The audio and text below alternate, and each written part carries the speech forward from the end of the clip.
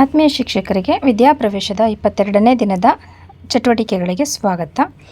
ಈ ದಿನದಂದು ನಾವು 2022-23ನೇ ಸಾಲಿನಲ್ಲಿ ಇರುವಂತಹ ವಿದ್ಯಾಪ್ರವೇಶದ ಕೈಪಿಡಿಯಲ್ಲಿನ ದಿನ 39ರ ಒಂದು ಚಟುವಟಿಕೆಗಳನ್ನು ನಾವು ನಿರ್ವಹಣೆ ಮಾಡಬೇಕಾಗತ್ತೆ. ಅದರಂತೆ ನಾವು ನೋಡಬೇಕಾದ್ರೆ ಮೊದಲನೇದಾಗಿ ವಿದ್ಯಾಪ್ರವೇಶದಲ್ಲಿ ಮೊದಲನೇ ಅವಧಿ ಶುಭಾಶಯ ವಿನಿಮಯ ಮತ್ತು ಮಾತುಕತೆ. ಇಲ್ಲಿ ಪಕ್ಷಿಗಳ ಚಿತ್ರಗಳನ್ನು ಪ್ರತಿ ಮಕ್ಕಳಿಗೂ ಕೂಡ ಒಂದೊಂದು ಪಕ್ಷಿಗಳ ಚಿತ್ರಗಳನ್ನು ಕೊಟ್ಟು ಆ ಮಕ್ಕಳು ಆ ಪಕ್ಷಿಯ ಹೆಸರನ್ನು ಹೇಳೋದ್ರ ಜೊತೆಗೆ ಆ ಪಕ್ಷಿ ಯಾವ ರೀತಿಯಲ್ಲಿ ಕೂಗುತ್ತೆ ಅನ್ನೋ ಒಂದು ಆ ಪಕ್ಷಿಯ ಕೂಗನ್ನು ಅನುಸರಿಸಿ ಮತ್ತು ಶಿಕ್ಷಕರಿಗೆ ಗುಡ್ ಮಾರ್ನಿಂಗ್ ಹೇಳುವುದರ ಮೂಲಕ ತರಗತಿ ಪ್ರವೇಶ ಮಾಡಲಿಕ್ಕೆ ಹೇಳಬೇಕಾಗತ್ತೆ. ಇದರಲ್ಲಿ ನಾವು 2 ಮತ್ತು 3ನೇ ತರಗತಿ ಮಕ್ಕಳನ್ನು ಕೂಡ ನಾವಲ್ಲಿ ಬಳಸ್ಕೋಬಹುದು. ಇದಾದ ನಂತರ ಎಲ್ಲ ಮಕ್ಕಳು ತರಗತಿ ಒಳಗಡೆ ಬಂದು ವೃತ್ತಾಕಾರದಲ್ಲಿ ಕೂತ್ಕೊಳ್ತಾರೆ. ಅಲ್ಲಿಗೆ 2 ಮತ್ತು 3ನೇ ತರಗತಿ ಮಕ್ಕಳಿಗೆ ಮೊದಲನೇ ಅವಧಿ ಕನ್ನಡ ಅವಧಿ ಆಗಿರುತ್ತದೆ. ಸೊ ಕನ್ನಡ ಅವಧಿಯಲ್ಲಿ ಸೇತುಬಂಧಕ್ಕೆ ಸಂಬಂಧಪಟ್ಟಂತೆ ಯಾವ ಒಂದು ಸೇತುಬಂಧ ಚಟುವಟಿಕೆಯನ್ನು ನಿರ್ವಹಣೆ ಮಾಡ್ತಿದ್ರೋ ಹಿಂದಿನ ದಿನ ಅದನ್ನು ಮುಂದುವರಿಸಲಿಕ್ಕೆ ಹೇಳಿ ಅದಕ್ಕೆ ಸೂಕ್ತ ಮಾರ್ಗದರ್ಶನವನ್ನು ನೀಡೋದ್ರ ಮೂಲಕ ಅವರಿಗೆ ಕೆಲಸವನ್ನು ಹಂಚಿಕೆ ಮಾಡಿ ತದನಂತರ ನಾವು 1ನೇ ತರಗತಿ ಮಕ್ಕಳಿಗೆ ವಿದ್ಯಾಪ್ರವೇಶದಲ್ಲಿ ಮಾತುಕತೆ ಚಟುವಟಿಕೆಯನ್ನು ಮುಂದುವರಿಸಬೇಕಾಗತ್ತೆ. ಅಲ್ಲಿ ಮಾತುಕತೆ ಚಟುವಟಿಕೆಯಲ್ಲಿ TPR ಚಟುವಟಿಕೆಯನ್ನು ನಿರ್ವಹಣೆ ಮಾಡಬೇಕಾಗತ್ತೆ. ಉದಾಹರಣೆಗೆ TPR ಅಂತ ನಾವು ಇಂಗ್ಲೀಷ್ನಲ್ಲಿ LS ಕಾರ್ಡ್ನಲ್ಲಿ ನಾವು ಕೆಲವೊಂದನ್ನು ಹೇಳ್ಕೊಟ್ಟಿದ್ದೀವಿ, ನೀವು ಅದನ್ನು ಮಾಡಿಸ್ಬೋದು. ಅದ್ರ ಜೊತೆಗೆ ಇಲ್ಲಿ ಉದಾಹರಣೆಗೆ ಅಕ್ಕಿಯ ಹಾಗೆ ಹಾರು, ಅಕ್ಕಿಯ ಹಾಗೆ ಕೂಗುವುದು, ಮೊಲದ ಹಾಗೆ ಜಿಗಿಯುವುದು, ಕಪ್ಪೆ ಹಾಗೆ ಕುಪ್ಪಳಿಸು, ಈ ರೀತಿಯಲ್ಲಿ ಅನೇಕ ಸೂಚನೆಗಳನ್ನು ಕೊಟ್ಟು ಆ ಒಂದು ಮಾತುಕತೆ ಅವಧಿಯಲ್ಲಿ ಅವುಗಳಿಗೆ ಸಂಬಂಧಪಟ್ಟಂಥ TPR ಚಟುವಟಿಕೆಯನ್ನು ನಿರ್ವಹಣೆ ಮಾಡಬೇಕಾಗತ್ತೆ. ಇದರ ಜೊತೆಗೆ ಮತ್ತೊಂದು ಮಾತುಕತೆ ಅವಧಿಯಲ್ಲಿ 2ನೇ ಒಂದು ಚಟುವಟಿಕೆ ಇದೆ, ಸ್ನೀಸ್ ಆ್ಯಂಡ್ ಕಫ್ ಅಂತೇಳಿ. ಅಂದರೆ ನಾವು ಈ ಶೀತ ಮತ್ತು ಕೆಮ್ಮು ಇದ್ದಾಗ ಯಾವ ರೀತಿಯಲ್ಲಿ ನಾವು ಸುರಕ್ಷತಾ ನಿಯಮಗಳನ್ನು ಬಳಸ್ಕೋಬೇಕು, ಅನುಸರಿಸಬೇಕು ಅನ್ನೋದ್ರ ಬಗ್ಗೆ ಮಕ್ಕಳಿಗೆ ಒಂದು ಚಟುವಟಿಕೆಯನ್ನು ಮಾಡೋದ್ರ ಮೂಲಕ, ಅಂದರೆ ಸೀನುವಾಗ ಕರವಸ್ತ್ರವನ್ನು ಹೇಗೆ ಬಳಸಬೇಕು, ಕೆಮ್ಮುವಾಗ ಕರವಸ್ತ್ರವನ್ನು ಹೇಗೆ ಬಳಸಬೇಕು ಮತ್ತು ಯಾಕೆ ಬಳಸಬೇಕು ಅನ್ನೋದ್ರ ಬಗ್ಗೆ ಮಕ್ಕಳೊಂದಿಗೆ ನಾವು ಇಲ್ಲಿ ಚರ್ಚೆಯನ್ನು ಮಾಡಬೇಕಾಗತ್ತೆ. ಇನ್ನು 2ನೇ ಅವಧಿ ನನ್ನ ಸಮಯ. ಈ ಒಂದು ಅವಧಿಯಲ್ಲಿ ಈಗಾಗಲೇ ನಾವು 16ನೇ ದಿನದಲ್ಲಿ ನಾವು ಹೊಸ ಚಟುವಟಿಕೆಗಳನ್ನು ಹೇಳ್ಕೊಟ್ಟಿದ್ವಿ. ಸೊ ಅದನ್ನು ನಿನ್ನೆ ದಿನದವರೆಗೂ ಅಂದರೆ 21ನೇ ದಿನದವರೆಗೂ ಕೂಡ ಅನುಸರಿಸಿದ್ದಾರೆ ಮಕ್ಕಳು. ಮತ್ತು ಅಲ್ಲಿ ಎಲ್ಲ ಮಕ್ಕಳು ಕೂಡ ಎಲ್ಲ ಒಂದು ಕಲಿಕಾ ಸ್ಥಳಗಳಲ್ಲಿ ಹೋಗಿ ಅಲ್ಲಿರುವಂಥ 8 ಚಟುವಟಿಕೆಗಳನ್ನು ನಿರ್ವಹಣೆ ಮಾಡಿದ್ದಾರೆ ಇಲ್ವಾ ಅದನ್ನು ಕೂಡ ಪಡಿಸ್ಕೊಂಡಿರಬೇಕಾಗುತ್ತದೆ. ಇಂದಿನ ದಿನ ಅಂದರೆ 22ನೇ ದಿನದಲ್ಲಿ ಹೊಸ ಚಟುವಟಿಕೆಗಳನ್ನು ಮತ್ತೊಮ್ಮೆ ಹೇಳ್ಕೊಡ್ಬೇಕಾಗತ್ತೆ. ಅದಕ್ಕೆ ಸಂಬಂಧಪಟ್ಟಂತೆ ವಿಡಿಯೋ ಇದೆ, ಅಂದರೆ ಯಾವ ಕಲಿಕಾ ಸ್ಥಳಗಳಲ್ಲಿ ಏನೆಲ್ಲ ಚಟುವಟಿಕೆಗಳನ್ನು ನಿರ್ವಹಣೆ ಮಾಡಬೇಕು ಅನ್ನೋದ್ರ ಬಗ್ಗೆ ವಿಡಿಯೋ ಇದೆ. ಅದೇ ರೀತಿಯಲ್ಲಿ ನೀವು ನಿರ್ವಹಣೆ ಮಾಡಬಹುದು. ಮಕ್ಕಳೇ, ಇವತ್ತು ಇಲ್ಲಿ ಈಗ ಇದುವರೆಗೂ ಕೊಟ್ಟಿರುವಂತ ಚಟುವಟಿಕೆಗಳನ್ನ ಈ ಕಲಿಕಾ ಸ್ಥಳದಲ್ಲಿ ನೀವು ಮಾಡಿದ್ದೀರಾ ಅಲ್ವಾ? ಇವತ್ತು ಹೊಸ ಚಟುವಟಿಕೆಗಳನ್ನ ಹೇಳ್ಕೊಡ್ತೇನೆ. ಮೊದಲನೇದಾಗಿ ಗೊಂಬೆ ಮತ್ತು ಬಿಲ್ಡಿಂಗ್ ಬ್ಲಾಕ್ ಕಲಿಕಾ ಸ್ಥಳದಲ್ಲಿ ಏನ್ ಚಟುವಟಿಕೆ, ಹೊಸ ಚಟುವಟಿಕೆ ಹೇಳ್ಕೊಡ್ತೀನಿ, ನೋಡ್ಕೊಳ್ಳಿ. ನಾಳೆಯಿಂದ ಇಲ್ಲಿಗೆ ಬಂದಾಗ ಈ ಒಂದು ಚಟುವಟಿಕೆನ ಮಾಡಬೇಕು. ಮೊದಲನೇದಾಗಿ ಬಿಲ್ಡಿಂಗ್ ಬ್ಲಾಕ್ಸ್ ಕಲಿಕಾ ಸ್ಥಳದಲ್ಲಿ ಏನ್ ಮಾಡಬೇಕು ಅಂದ್ರೆ, ಇಲ್ಲಿ ನಾನು ಕೆಲವೊಂದು ಗೆರೆಗಳನ್ನ ಹಾಕಿದ್ದೀನಿ ನೋಡಿ. ಇಲ್ಲಿ ಸ್ಟ್ರೈಟ್ ಇದೆ, ವಕ್ರವಾಗಿದೆ, ಇಲ್ಲಿ ರೌಂಡ್ ಇದೆ, ಇಲ್ಲಿ ಜಿಗ್ಜಾಗ್ ತರ ಇದೆ, ಇಲ್ಲೊಂಥರ ಕಾಮನ್ ಬಿಲ್ ತರ ಇದೆ ಅಲ್ವಾ? ಇಲ್ಲಿ ಕೆಲವೊಂದು ಇವುಗಳನ್ನ ಬ್ಲಾಕ್ಸ್ ಗಳನ್ನ ಇಟ್ಟಿದ್ದೀನಿ, ಮತ್ತೆ ಇಲ್ಲಿ ಫ್ಲಾಶ್ ರಬ್ಬರ್ ಅಕ್ಷರಗಳನ್ನ ಇಟ್ಟಿದ್ದೀನಿ. ಇವುಗಳನ್ನ ಆ ಗೆರೆಗಳನ್ನ ಹೇಗೆ ಬಿಡಿಸಿದೀನೋ ಅದ್ರ ಮೇಲೆ ಜೋಡಿಸ್ಬೇಕು. ನೀವು ಏನ್ ಹೇಳಿ, ಅಲ್ಲಿ ಸ್ಟ್ರೈಟ್ ಇದ್ರೆ ಸ್ಟ್ರೈಟ್ ಆಗಿ ಜೋಡಿಸ್ಬೇಕು, ರೌಂಡ್ ಇದ್ರೆ ರೌಂಡ್ಗೆ ಅಲ್ಲಿರುವಂತ ವಸ್ತುಗಳನ್ನ ಬಳಸ್ಕೊಂಡು ನೀವೇನ್ ಮಾಡ್ಬೇಕು, ಅದ್ರ ಮೇಲೆ ಜೋಡಿಸ್ಬೇಕು. ಇವಾಗ ನಾನು ಜೋಡಿಸಿ ತೋರಿಸ್ತೀನಿ. ನಾಳೆಯಿಂದ ನೀವು ಈ ಒಂದು ಕಲಿಕಾ ಸ್ಥಳಕ್ಕೆ ಬಂದಾಗ ಇದೇ ಒಂದು ಚಟುವಟಿಕೆಯನ್ನ ಇದರ ವಸ್ತುಗಳನ್ನ ಬಳಸ್ಕೊಂಡು ಮಾಡಬೇಕು.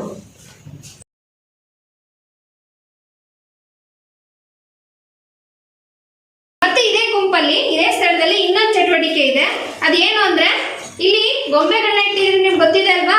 ಈ ಗೊಂಬೆಗಳಲ್ಲಿ ಯಾವ್ದಾದ್ರು ಒಂದು ಗೊಂಬೆನ ತಗೋಬೇಕು. ಅಂದ್ರೆ ನೀವು ಮಾಡ್ಬೇಕಾಗಿರೋ ಕೆಲಸ ಏನಂದ್ರೆ, ಇಲ್ಲಿ ಯಾವ ಗೊಂಬೆ ನಿಮ್ಗೆ ಇಷ್ಟ ಆಗುತ್ತೋ ಅದನ್ನ ತಗೋಬೇಕು, ಅದ್ರ ಬಗ್ಗೆ ಮಾತಾಡ್ಬೇಕು. ಇನ್ನೊಂದು ಚಟುವಟಿಕೆ ಏನು, ಒಂದು ಇವನ್ನೆಲ್ಲ ಜೋಡಿಸ್ಬೇಕು ಈ ರೀತಿಯಲ್ಲಿ ಆ ಗೆರೆಗಳ ಮೇಲೆ. ಇನ್ನೊಂದು ಇದ್ರಲ್ಲಿರುವಂತ ಗೊಂಬೆ ನಿಮ್ಗೆ ಯಾವ್ದಾದ್ರು ಇಷ್ಟ ಆದ್ರೆ, ಹುಲಿ ಇಷ್ಟ ಆದ್ರೆ ಹುಲಿ ತಗೊಳ್ಳಿ, ಇಲ್ಲ ಇದು ಈ ತರ ಗೊಂಬೆ ಇಷ್ಟ ಆದ್ರೆ ಇದನ್ನ ತಗೊಳ್ಳಿ. ಇದೇನು, ಇದನ್ನ ಎಲ್ಲಿ ಬಳಸ್ತೀವಿ, ಇದನ್ನ ಯಾವ್ದ್ರಿಂದ ಮಾಡಿದ್ದಾರೆ ಅನ್ನೋದನ್ನ ನೀವೇನ್ ಮಾಡ್ಬೇಕು, ಹೇಳ್ಬೇಕು. ನೀವ್ ಯಾವ ಗೊಂಬೆ ತಗೋತೀರಾ ಅದ್ರ ಬಗ್ಗೆ ಏನ್ ಮಾಡ್ಬೇಕು, ನೀವು ಮಾತಾಡ್ಬೇಕು. ಗೊತ್ತಾಯ್ತಾ? ಈ 2 ಚಟುವಟಿಕೆಯನ್ನ ಈ ಕಲಿಕಾ ಸ್ಥಳಕ್ಕೆ ಬಂದಾಗ ಮಾಡ್ಬೇಕು. ಮಕ್ಕಳೇ ಇಲ್ಲಿ ನೆಕ್ಸ್ಟ್ ಕಲಿಕಾ ಸ್ಥಳ ಗಣಿತ ಮತ್ತು ವಿಜ್ಞಾನ ಅನ್ವೇಷಣಾ ಕಲಿಕಾ ಸ್ಥಳ ಅಂತ. ಇಲ್ಲಿಗೆ ಬಂದಾಗ ಏನ್ ಮಾಡ್ಬೇಕು ಅಂದ್ರೆ ಇಲ್ಲಿ ನೋಡಿ ಕೆಲವೊಂದು ಬಾಕ್ಸ್ಗಳನ್ನ ಇಟ್ಟಿದ್ದೀನಿ. 3 ಬಾಕ್ಸ್ಗಳನ್ನ ಇಟ್ಟಿದ್ದೀನಿ. ಇಲ್ಲೊಂದು ಸ್ಟ್ರಾ ಕಡಿ ಬೇಡ ಬಾಕ್ಸ್ 3 ಬಾಕ್ಸ್ಗಳನ್ನ ಇಟ್ಟಿದ್ದೀನಿ. ಇದರಲ್ಲಿ ಅತಿ ಎತ್ತರ ಯಾವುದು ಅಂತ ಗುರುತಿಸಿ ಹೇಳ್ಬೇಕು. ಎತ್ತರವಾಗಿರುವಂತದ್ದು ಯಾವ್ದು ಮಕ್ಕಳು? ಎತ್ತರವಾಗಿರುವಂತದ್ದು ಯಾವ ಕಲರ್ದು? ಇದಾ ವೈಟಾ? ಇದು ಎತ್ತರವಾಗಿದೆ. ಅತಿ ಗಿಡ್ಡಾಗಿರೋದು ಯಾವ್ದು ಮಕ್ಕಳ? ಅತಿ ಗಿಡ್ಡ ಇದಿದೆ. ಆಯ್ತಾ? ಸೊ ಇಲ್ಲಿಗೆ ಬಂದಾಗ ಇಲ್ಲಿರೋ ಬಾಕ್ಸ್ಗಳನ್ನ ಎತ್ತರ ಪ್ರಕಾರ ಜೋಡಿಸ್ಬೇಕು. ಫಸ್ಟ್ ಗಿಡ್ಡ ಇದೆ, ಆಮೇಲೆ ಇದು ಅದಕ್ಕಿಂತ ಚೂರು ಎತ್ತರ ಇದೆ, ಇದು ಅದಕ್ಕಿಂತ ಎತ್ತರ ಇದೆ. ಈ ರೀತಿಯಲ್ಲಿ ಎತ್ತರ ಪ್ರಕಾರ ಜೋಡಿಸ್ಬೇಕು. ಈಗ ಹೇಳಿ, ಇದು ಅತಿ ಎತ್ತರವಾಗಿದೆ, ಇದು ಅತಿ ಗಿಡ್ಡವಾಗಿದೆ. ಗೊತ್ತಾಯ್ತಾ? ಇಲ್ಲಿ ಎತ್ತರ ಮತ್ತೆ ಗಿಡ್ಡ ಯಾವುದು ಅನ್ನೋದನ್ನ ನೀವೇನ್ ಮಾಡ್ಬೇಕು? ಇಲ್ಲಿ ಐಡೆಂಟಿಫೈ ಮಾಡಬೇಕು, ಹೇಳ್ಬೇಕು, ಮತ್ತೆ ಈ ತರ ಎತ್ತರ ಪ್ರಕಾರ ಜೋಡಿಸಿಡ್ಬೇಕು. ಮತ್ತೆ ಮಕ್ಕಳ ಈ ಗಣಿತ ವಿಷಯಕ್ಕೆ ಸಂಬಂಧಪಟ್ಟಂತೆ ಎತ್ತರ ಗಿಡ್ಡ ಯಾವುದು ಅಂತ ಗುರುತಿಸ್ತಿದ್ರಿ. ಇನ್ನು ನೆಕ್ಸ್ಟ್ ಇಲ್ಲಿ ವಿಜ್ಞಾನ ಅನ್ವೇಷಣೆಗೆ ಸಂಬಂಧಪಟ್ಟಂತೆ ಇಲ್ಲೊಂದು ಪ್ರಯೋಗ ಮಾಡಬೇಕು. ಏನ್ ಪ್ರಯೋಗ ಅಂದ್ರೆ ನೋಡಿ, ಇಲ್ಲಿ ಏನಿಟ್ಟಿದ್ದೀನಿ, ಒಂದು ಬೇಸನ್ ಇಟ್ಟಿದ್ದೀನಿ. ಅದರೊಳಗಡೆ ಏನ್ ಮಾಡಿದ್ದೀನಿ? ನೀರು ತುಂಬಿಸಿದ್ದೀನಿ ಅರ್ಧ. ಈಗ ಇಲ್ಲಿ ಕೆಲವೊಂದು ವಸ್ತುಗಳನ್ನ ಹಾಕ್ತೀನಿ. ಆ ವಸ್ತುಗಳಲ್ಲಿ ಯಾವ ವಸ್ತು ಮುಳುಗುತ್ತೆ, ಯಾವ ವಸ್ತು ತೇಲುತ್ತೆ ಅಂತ ನೋಡ್ಬೇಕು. ಆಯ್ತಾ? ಈಗ ಉದಾಹರಣೆಗೆ ನೋಡಿ, ಇದೇನಿದು? ಗೋಲಿ ಏನಾಯ್ತು? ಏನಾಯ್ತು? ಗೋಲಿ ಮುಳುಗ್ತಾ ತೇಲ್ತಿದ್ಯಾ? ಮುಳುಗ್ತು. ಈಗ ಕಲ್ಲು ಹಾಕ್ತೀನಿ. ಕಲ್ಲು ಏನಾಯ್ತು? ಕಲ್ಲು ಕೂಡ ಮುಳುಗ್ದು. ಇದೇನಾಯ್ತು? ಬೀಜ, ಹುಣಸೆ ಬೀಜ ಏನಾಯ್ತು? ಹುಣಸೆ ಬೀಜ ಮುಳುಗ್ತು. ಇನ್ನೊಂದು ಯಾವ್ದಿದು? ಇದೊಂದು ಬೇರೆ ತರದ ಬೀಜ ಇದೆ. ಇದೇನಾಯ್ತು? ತೇಲ್ತಿದೆ ನೋಡಿ. ಆಯ್ತಾ? ಹಾಗೆ ಇಲ್ಲಿ ಎಲೆ ಇದೆ, ಎಲೆ ಹಾಕ್ತಿದ್ದೀನಿ. ಎಲೆ ಏನಾಗ್ತಿದೆ ಮಕ್ಕಳ?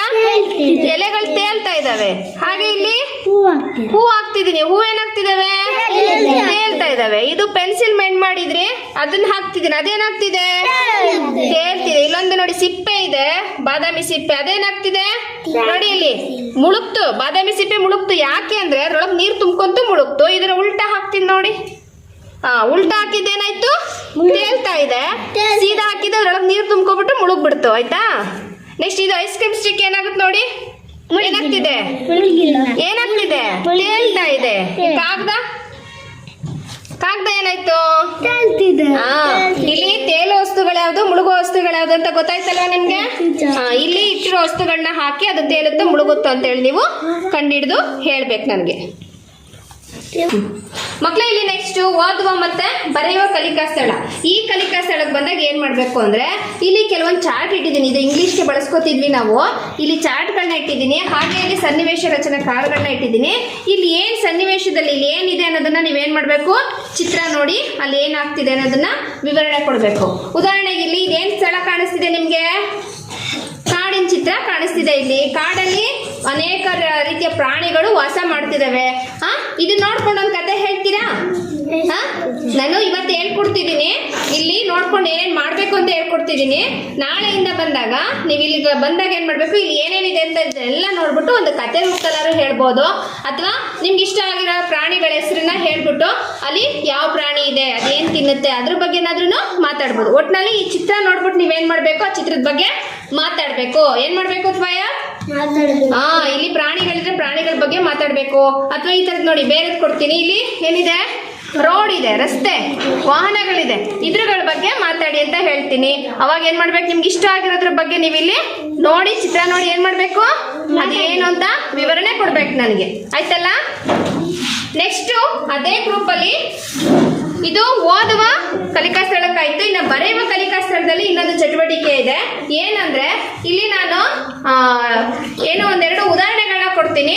ಅಲ್ಲಿ ಏನ್ ಹೇಳ್ತೀನೋ ಆ ರೀತಿಯಲ್ಲಿ ಗೆರೆಗಳನ್ನ ರಚನೆ ಮಾಡ್ಬೇಕು. ಆಯ್ತಾ? ಒಂದು ಉದಾಹರಣೆಗಳ ಒಂದು ವಾಕ್ಯಗಳನ್ನ ಹೇಳ್ತೀನಿ. ಆ ವಾಕ್ಯಗಳು ಹೇಗಿರುತ್ತೋ ಆ ತರದಲ್ಲಿ ನೀವೇನ್ ಮಾಡ್ಬೇಕು? ಗೆರೆಗಳನ್ನ ರಚನೆ ಮಾಡ್ಬೇಕು. ಒಂದು ತೋರಿಸ್ಕೊಡ್ತೀನಿ ನಾನು. ಮಕ್ಕಳಲ್ಲಿ ಹಾವು ಹೇಗೆ ಹರಿಯುತ್ತೆ? ಹಾವು ಸ್ಟ್ರೈಟ್ ಆಗಿ ಹಿಂಗ್ ಹೋಗುತ್ತಾ ಅಥವಾ ಹೆಂಗ್ ಹರಿಯುತ್ತೆ ಹೇಳಿ? ವಕ್ರವಾಗಿ ನೋಡಿ. ಇಲ್ಲಿ ಹಾವು ಈ ರೀತಿ ಚಲಿಸುತ್ತಲ್ವಾ? ಹಾವು ಚಲಿಸಿದಂತೆ ಬಿಡಿಸು ಅಂದ್ರೆ ನೀವು ಈ ರೀತಿ ಬಿಡಿಸ್ಬೇಕು. ಆಯ್ತಾ? ನೆಕ್ಸ್ಟ್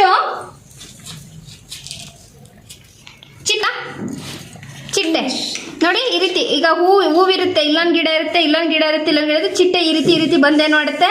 ಈ ರೀತಿ ಹಾರೋಗುತ್ತೆ. ಚಿಟ್ಟೆ ಯಾವ ರೀತಿ ಹಾರುತ್ತೆ? ಈ ರೀತಿಯಲ್ಲಿ ಹಾರುತ್ತೆ ಅಲ್ವಾ? ನೋಡಿದ್ರೆ ಚಿಟ್ಟೆ ಹಾರೋದನ್ನ. ಈಗ ಗೋಡೆಗೆ ಚೆಂಡು ಎಸೆದಾಗ ಸ್ಟ್ರೈಟ್ ಆಗಿ ಹೋಗುತ್ತಾ ಹಿಂಗೆ ವಕ್ರವಾಗಿ ಹೋಗುತ್ತಾ ಚೆಂಡು ಎಸ್ದಾಗ?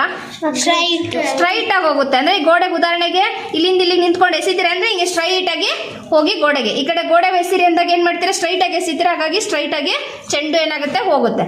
ಈ ರೀತಿ ನಾನು ಏನು ಸೆಂಟೆನ್ಸ್ಗಳನ್ನ ಹೇಳಿದಾಗ ಅದಕ್ಕೆ ತಕ್ಕಂತೆ ನೀವೇನ್ ಮಾಡ್ಬೇಕು? ಚಿತ್ರನ ಬಿಡಿಸ್ಬೇಕಾಗತ್ತೆ. ಗೊತ್ತಾಯ್ತಾ?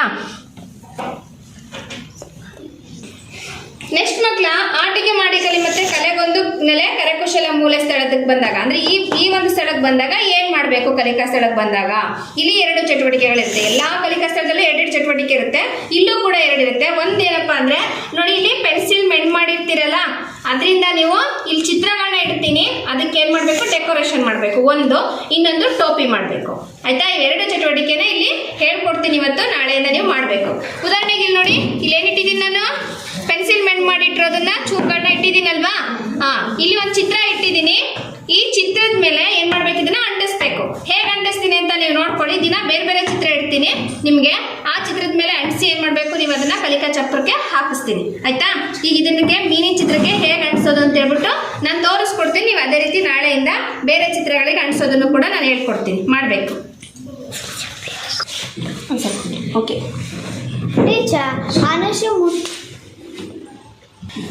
ನೋಡಿ, ಈ ರೀತಿ ಫಸ್ಟ್ ಫೆವಿಕಾಲ್ನ ಏನ್ ಮಾಡ್ಬೇಕು? ಈ ರೀತಿ ಹಚ್ಚಬೇಕು. ಫೆವಿಕಾಲ್ ಏನ್ ಮಾಡ್ಬೇಕು? ಹಚ್ಬಿಟ್ಟು ಆಮೇಲೆ ಏನ್ ಮಾಡ್ಬೇಕು? ಆ ಪೆನ್ಸಿಲ್ ಚೂರುಗಳಿರುತ್ತಲ್ಲ ಅದನ್ನ ಒಂದೊಂದನ್ನ ಏನ್ ಮಾಡ್ಬೇಕು? ಅಂಟಿಸ್ಬೇಕು. ಇಲ್ಲಿ ನೋಡಿ,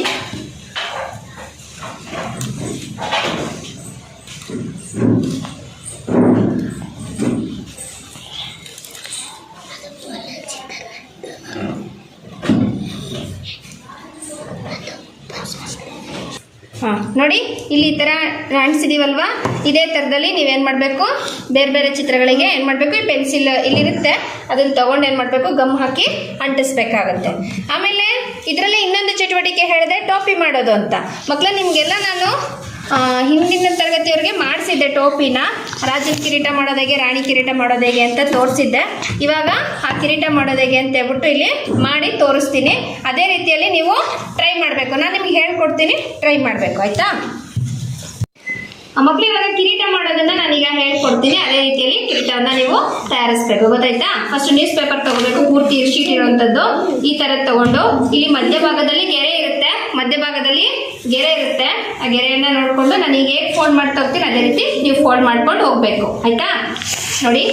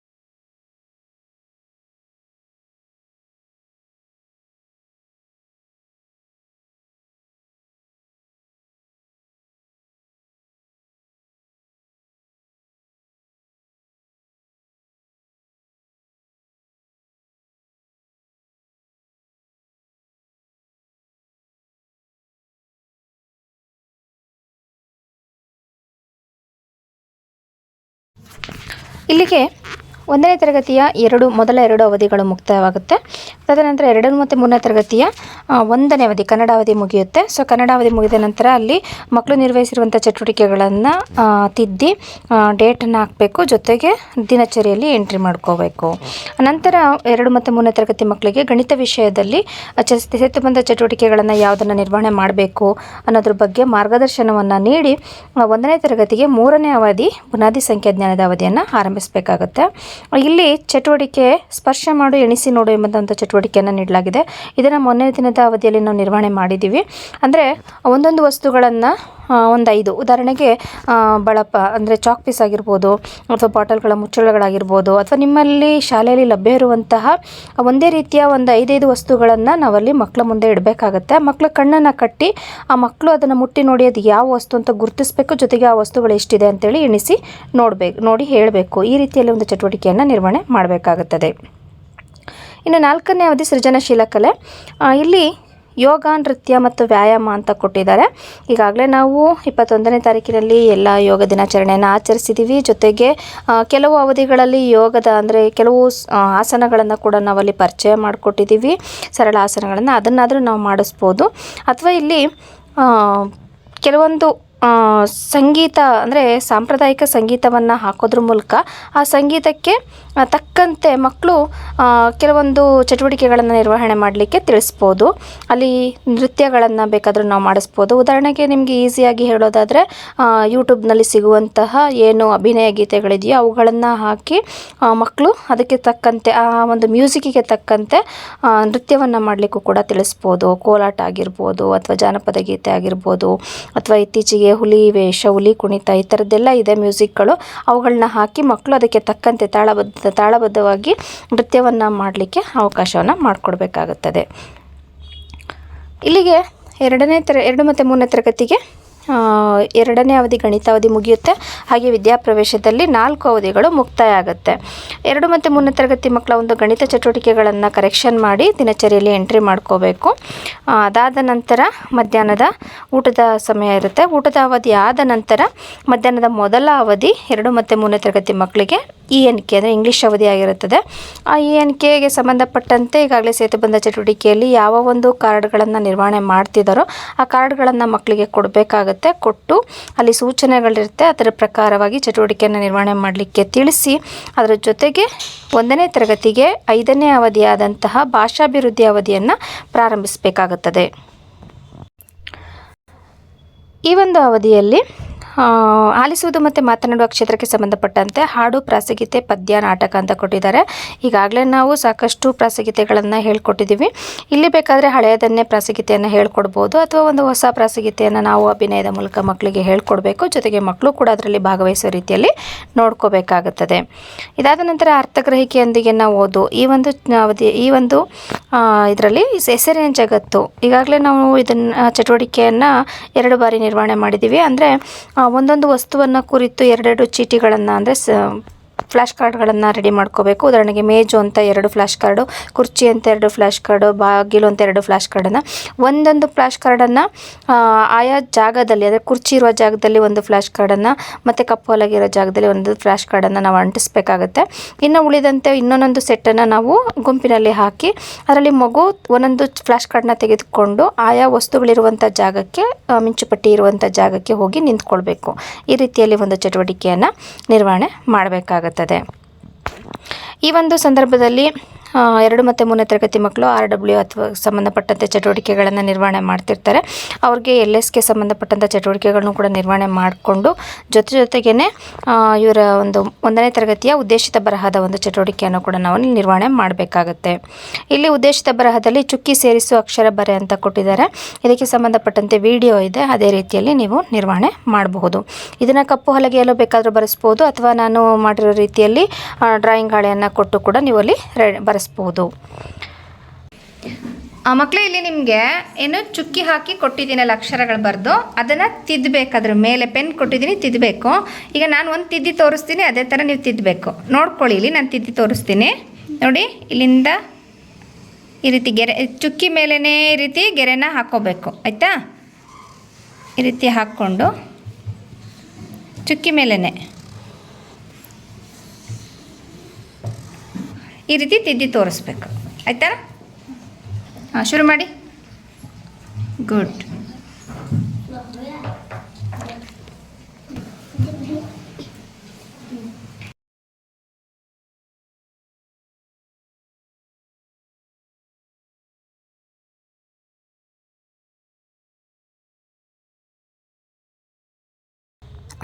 ಇದಾದ ನಂತರ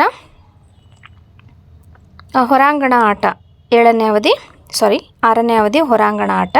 ಈ ಅವಧಿಗೆ ಹೋಗೋದಕ್ಕಿಂತ ಮುಂಚೆ 2 ಮತ್ತು 3ನೇ ತರಗತಿ ಮಕ್ಕಳು ನಿರ್ವಹಿಸಿರುವಂತಹ LS ಚಟುವಟಿಕೆ ಆಗಿರ್ಬೋದು, RW ಚಟುವಟಿಕೆ ಆಗಿರ್ಬೋದು, ಅದ್ರ ಬಗ್ಗೆ ಸೂಕ್ತ ಮಾರ್ಗದರ್ಶನವನ್ನು ಕೊಡಬೇಕಾಗುತ್ತೆ.